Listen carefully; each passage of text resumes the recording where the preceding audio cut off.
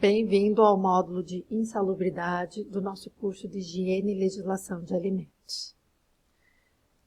Bom, por definição, de acordo com o artigo 189 da CLT, são consideradas atividades ou operações que, por sua natureza, condições ou método de trabalho, exponham o empregado a agentes nocivos à saúde, acima dos limites de tolerância fixados, em razão da natureza e da intensidade do agente e do tempo de exposição aos seus efeitos. O que seria isso então? Agente nocivo, tudo aquilo que causa uma doença ao trabalhador. Então, a insalubridade nada mais é do que expor seu funcionário a um agente que lhe cause doença. Ah, Vivian, mas eu tenho dúvidas. Esse agente, se eu colocar uma proteção, o funcionário consegue não se expor, então é insalubridade ou não é? Bom, é isso que a gente vai ver aqui nesse tópico. Bom, quais são os riscos que a CLT determina? Risco físico, como ruído, calor, umidade, frio e vibração. Ruído, a gente tem rodovias, que geralmente tem pessoas medindo. Calor, vários locais onde o calor é excessivo, numa caldeira, um lugar assim. Umidade e frio, os frigoríficos, né? E exemplo de vibração, a gente tem também na construção civil, o pessoal que trabalha com aqueles equipamentos. Lembrando que o limite de ruído é 64 decibéis. Fora os agentes físicos, a gente tem os químicos. Um exemplo dele agora é o nitrato de amônio que causou explosão no Líbano. Então, a gente vê vários lives e pessoas falando que o nitrato de amônio é utilizado como fertilizante e na agricultura aqui no Brasil. Então, é importante o quê? Uma conscientização na manipulação desse agente químico. E agentes biológicos, né? Riscos biológicos. Um exemplo é o laboratório de microbiologia ou um laboratório que mexa com micro-organismos, sejam eles benéficos, maléficos, patógenos que causem doença. Como que a gente caracteriza uma atividade ou uma operação insalubre? A gente tem que avaliar a caracterização da insalubridade, ou seja, o tipo de risco físico, químico ou biológico. Os limites de tolerância aos agentes agressivos, isso vai ser dado por legislação, que eu já vou falar aí para frente. Meios de proteção e tempo máximo de exposição. Então, eu vou dar duas condições aqui. Um é o operador de câmara fria, que trabalha numa câmara fria de menos 25. Ela pode chegar até menos 40, que seria o ideal, mas ele trabalha nela a menos 25. Ele utiliza jaqueta, calça, máscara, onde só ficam os olhos aparecendo, sapato, botas térmicas, luvas térmicas, tudo isso para conseguir exercer o seu trabalho nesse ambiente de menos 40 graus. Joia.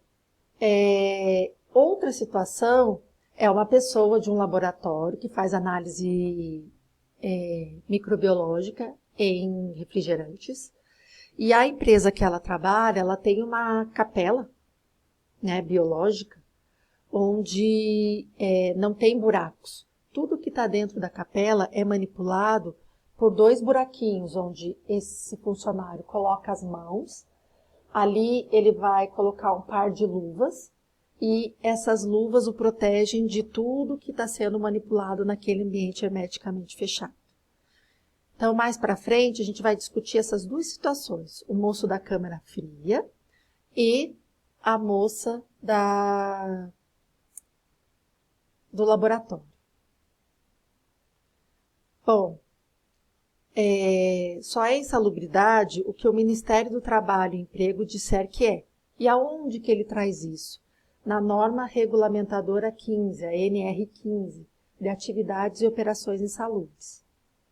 Lá ela traz um quadro com as operações e até os níveis de insalubridade. Então, essa NR ela é muito importante, ela vem sofrendo atualizações anuais e tem que ficar muito atento para os índices, limites, né, que são considerados insalubres ou não. Bom, então eu tenho aqui um trabalhador exposto a agente biológico deve receber insalubridade? Uma pergunta.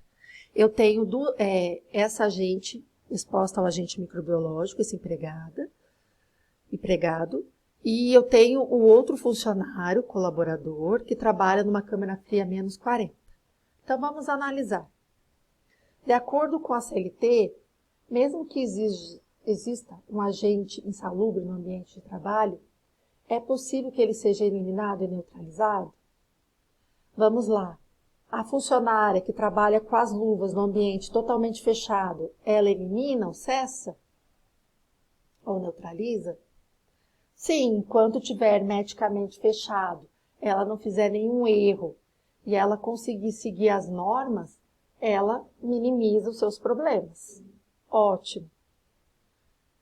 Então, se houve eliminação ou neutralização da insalubridade, determina o não pagamento do adicional respectivo. Ah, vive o moço da câmara fria. Bom, o moço da câmara fria, ele usa EPIs. Então, vamos lá. Ele usa luva, máscara, tudo que eu falei para vocês. Certo? E aí, elimina ou não? Dele é mais difícil, né? Pela NR15, ele pode passar 2 horas de exposição direta.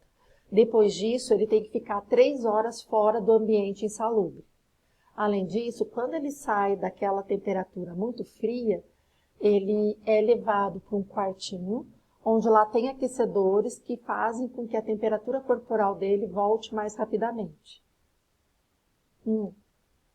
Isso acontece justamente porque começa a ter alteração metabólica do sistema, do funcionário, sistema biológico do funcionário, do corpo do funcionário. Bom, então, como deverá ocorrer a eliminação ou cessação? Com a adoção de medidas de ordem geral que conserve o ambiente de trabalho dentro do limite de tolerância. Então, eu tenho algum equipamento, algum dispositivo, ou até o jeito que eu disponho o meu ambiente de trabalho elimina o risco? Sim ou não? O funcionário, por mais que utilize equipamentos, não diminui. A moça, por estar no sistema hermeticamente fechado, sim, elimina. Bom, e depois, como deverá ocorrer a eliminação da neutralização? Então, com a utilização de equipamentos de proteção individual ao trabalhador que diminuam a intensidade do agente agressivo a limites de tolerância. É o caso do meu moço da câmara fria, porque a funcionária do laboratório já acessou com a câmara hermética para manusear agentes biológicos. Já o moço da câmara fria, né, o colaborador da câmara fria, por mais que ele tenha jaqueta e calça, minimiza, diminui a intensidade, mas não a elimina. Então, muito provavelmente, a funcionária do laboratório não ganhará insalubridade e o funcionário da câmara fria ganhará insalubridade. Lembrando que a insalubridade é um dinheiro adicional ao salário que é pago ao funcionário para ele buscar uma melhor assistência à sua saúde, certo? Então, vamos lá.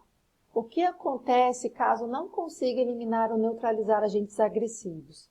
A gente tem um adicional de 40, 20 e 10%, de acordo com os graus máximo, médio e mínimo, respectivamente. Então, o que acontece? Eu ganho um salário, só que eu sou funcionário de uma câmara fria a menos 40 graus. Bom, isso é um grau máximo, porque por mais que eu use os EPIs, eu só posso ficar à disposição a 2 horas. Depois eu tenho que ficar 3 fora da câmara, e depois eu posso ficar mais 2 horas no dia. Então, o total do meu dia de 8 horas, eu posso ficar no máximo 4 horas dentro dessa câmara fria, sendo 2 a 2 ininterruptas. Bom, então eu vou olhar na tabelinha NR15, ver o que ela me diz de limite de tolerância e vou aplicar a porcentagem de 40%, 20% e 10%. Isso está no artigo 192 da CLT.